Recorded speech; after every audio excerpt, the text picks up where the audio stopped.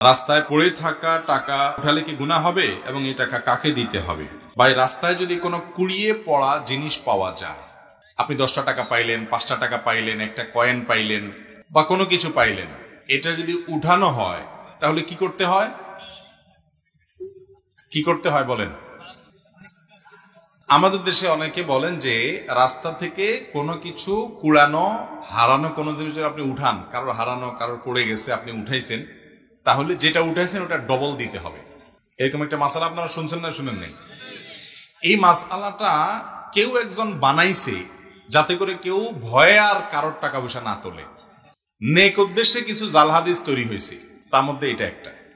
অথচ কোরআন হাদিসে কোথাও কথা বলা হয় নাই। তা আপনি এক কাঠি আগ বাড়িয়ে কেন এরকম নিজের মন গড়া মাসআলা বলবেন? এটা জায়েজ নাই, গুনাহের কথা। এ ধরনের কথা বলা যাবে না।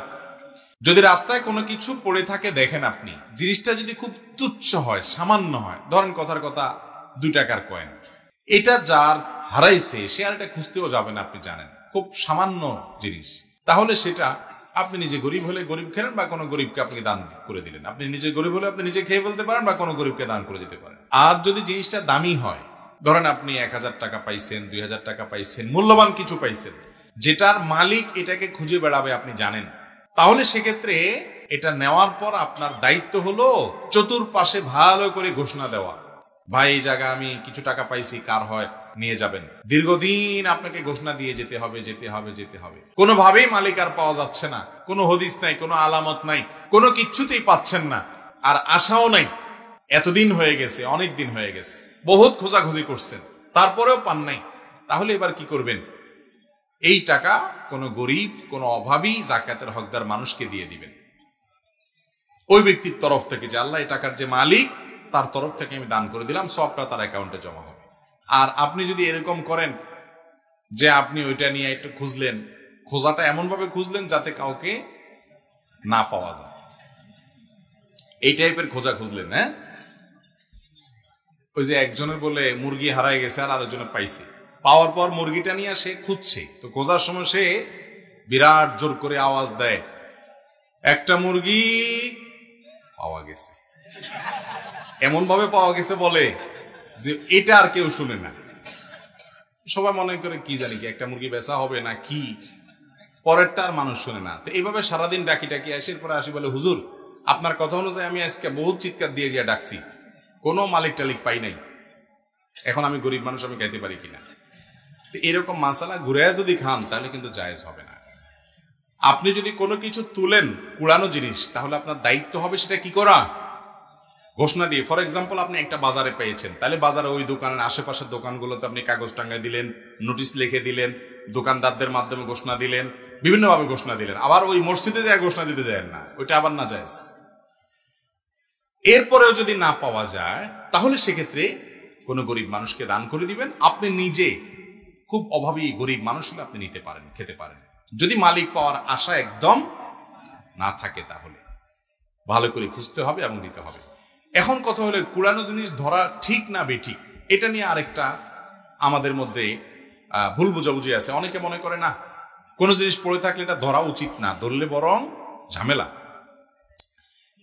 যদি এটা আপনি না নিলে বরং আরেকজন মানুষ নিয়ে এসে খেয়ে ফেলবে, অসৎ মানুষ, এরকম মনে হয়, তাহলে আপনি বরং নিবেন। একজন একটা মোবাইল ফেলে গেছে, আপনি দেখেছেন, আপনি জানেন যে আপনি হারামটা খাবেন না, আপনার মধ্যে আল্লাহর ভয় আছে, আপনি খুঁজি মালিককে দেওয়ার চেষ্টা করবেন, আর আপনি না নিলে বরং অন্য কোনো লোক নিয়ে যাবে যার মধ্যে আল্লাহর ভয় নাই, এরকম আশঙ্কা হলে আপনার জন্য বরং সেটা উঠানো উচিত। কথা কি বুঝতে পারছি? ওইটা বরং আপনি তুলে নিবেন, কারণ আপনি না নিলে ওইটা আরো নষ্ট হবে, তসরুফ হবে, সেজন্য আপনি তুলে নিবেন। আর যদি এরকম না হয় তাহলে সেক্ষেত্রে আপনি এটা ধরা না ধরাটা আপনার ইখতিয়ারের ব্যাপার। নবী করিম সাল্লাল্লাহু আলাইহি সাল্লাম বলেছেন, তোমরা ততক্ষণ পর্যন্ত ঈমানদার হতে পারবে না যতক্ষণ পর্যন্ত তোমাদের একে অন্যকে ভালো না বাসবে। আর তোমাদের মধ্যকার ভালোবাসা বৃদ্ধির জন্য হাদিয়া বিনিময় করা, উপহার বিনিময় করা, একে অন্যকে কোনো না কিছু দেওয়া, এটা যদি না করো তাহলে তোমাদের মধ্যে মহব্বত তৈরি হবে না। আমাদের দেশে উপহার দেওয়া নেওয়ার কাজটা করি, এটাও আমরা খুবই লিমিটেড কোনো কিছু ক্ষেত্রে আমরা করি। যেমন কথার কথা, জামাই, মেয়ের জামাই, তাকে হাদিয়া দেই, এটার ব্যাপারে ওয়াজ করার দরকার হয় না। মেয়ের সুখের জন্য মেয়ের জামাইরে হাদিয়া শ্বশুর শাশুড়ি দেন, কোনো ওয়াজ দরকার হয় এটার জন্য। কিন্তু ধরেন এমন একজন ব্যক্তি যার সাথে আপনার কোনো স্বার্থের সম্পর্ক নেই, একটা সামান্য কিছু হাদিয়ে দিলেন, একটা আতর হাদিয়ে দিলেন, একটা মেসওয়াক হাদিয়ে দিলেন, একটা কলম হাদিয়ে দিলেন, সামান্য কিছু হাদিয়ে দিলেন, এই জিনিসগুলো আমাদের মধ্যে আছে এখন খুব একটা। যেখানে স্বার্থ আছে সেখানে হাদিয়া দিই, আর যেখানে স্বার্থ নাই সেখানে কোনো হাদিয়া দেওয়া হয় না। আপনার প্রতিবেশী, আপনার পরিচিত, আপনার আশেপাশে থাকেন, আপনার জানাশোনার মধ্যে আছে, আপনার এরিয়ার মধ্যে আছে, যে কোনো মানুষ, তাকে আপনি বড় হোক আর ছোট হোক কিছু একটা হাদিয়া দিবেন। এটা একটা বড় কাজ এবং ইবাদতের কাজ এবং সওয়াবের কাজ। এগুলো আমি দেখি না আমাদের দেশে। সৌদি আরবে আমি দেখেছি যে এই ধরনের ছোট ছোট আমলগুলো করার জন্য, যেগুলোকে আমরা দেখতে ছোট মনে করছি, আল্লাহর কাছে সেগুলো হয়তো অনেক বড় হবে, এগুলো করার জন্য তারা মরিয়া থাকে। মহিলাদেরকে দেখা যায় যে কোনো পাবলিক প্রোগ্রামে গেলে, এমনকি পুরুষদেরকেও আমি দেখেছি অনেক, যে তারা ধরেন ওয়াজ মাহফিলে আসছে, পকেটে চকলেট কতগুলো নিয়ে আসছে। আমরা তো শুধু ওই নিজের বাচ্চার জন্য বাজার থেকে কিনে নিতে জানি, এই স্বার্থ ছাড়া আর কিছু আমরা জানি না। আমি বহু দেখেছি যে অনেক পুরুষ পকেটে আপনার চকলেট নিয়ে আসছেন, কোন একটা পাবলিক প্রোগ্রামে আসছেন, মাহফিলে আসছেন, ধরেন কথার কথা, কেন নিয়ে আসছেন? যে আশেপাশে হয়তো ছোট বাচ্চা থাকবে, একটা একটা দিবে, হাদিয়া দিবে।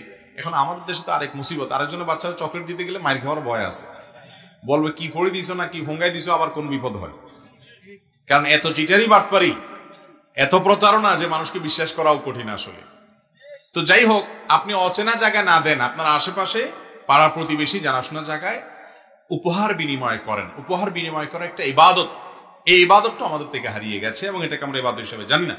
10 নম্বর এবং সর্বশেষ যেটি বলবো তা হলো, কারোর সাথে কথা বলার সময় আপনি হাসি মুখে কথা বলবেন, এটা একটা ইবাদত। হাসি মুখে কথা বলা, হাসি মুখে কথা বলা মানে আপনাকে কেউ সালাম দিল, আপনি ওয়ালাইকুম আসসালাম রাহমাতুল্লাহ বললেন এবং তার সাথে কথা বললেন একটু মুস্কি হাসি। মুস্কি হাসি আপনার মুখে ঝুলবে, এই অবস্থায় কথা বলবেন।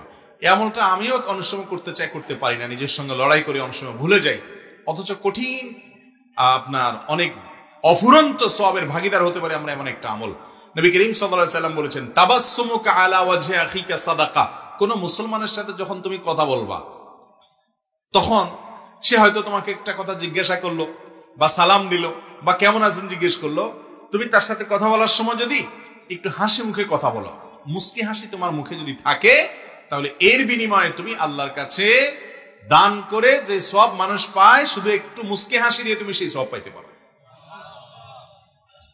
আমাদের দেশে এই আমলটা পাওয়া যায় না। এই আমলটাও আরবে প্রচুর পরিমাণে প্র্যাকটিস আছে।